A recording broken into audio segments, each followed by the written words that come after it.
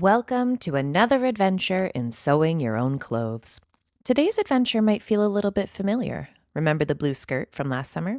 Well, this time we found another blue and white flat sheet that is screaming to become a matching set. I had enough of the patterned fabric from the sheet for the skirt, but I needed to decide. Do I wear the stripes horizontal and use the fabric as is, or do I wear the stripes vertical and cut the fabric in half widthwise and sew it back together lengthwise? I could hear my dad saying, "Your stripes are going the wrong way." So we're going with vertical stripes. In the spirit of minimizing my own efforts, I once again used the wide hem of the sheet as my waistband. Plus, the cutoff ended up being perfect for the pocket. Wrap skirts are classic and very straightforward to make. In general, you want the width of the entire garment to be about 1.5 times your waist measurement. My waist is usually about 35 inches, and the width of my final skirt panel was 110 inches. So I went with a 55-inch waistband. That was the most complicated math in this project. To decide on my pleats, I looked up a pleat calculator and determined my pleats should be 1 inch with a half-inch depth. Basically, my skirt fabric was twice as long as my waistband.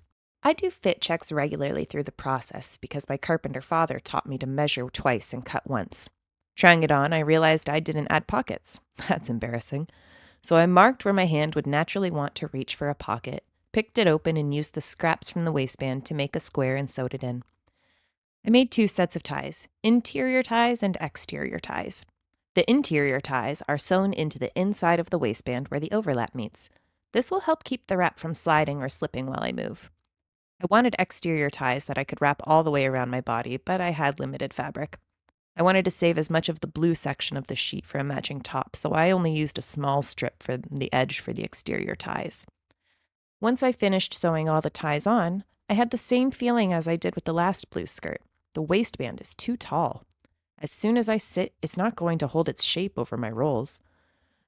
A quick fold over and sew left me with a sturdier waistband that is less likely to fold over itself while I'm wearing it. I needed a way for the inside blue tie to get to the outside, so I made a buttonhole and embroidered the edges so they wouldn't fray. I really like the way this skirt turned out. The blue ties are exactly perfect. These 2 skirts are now my favorite work clothes.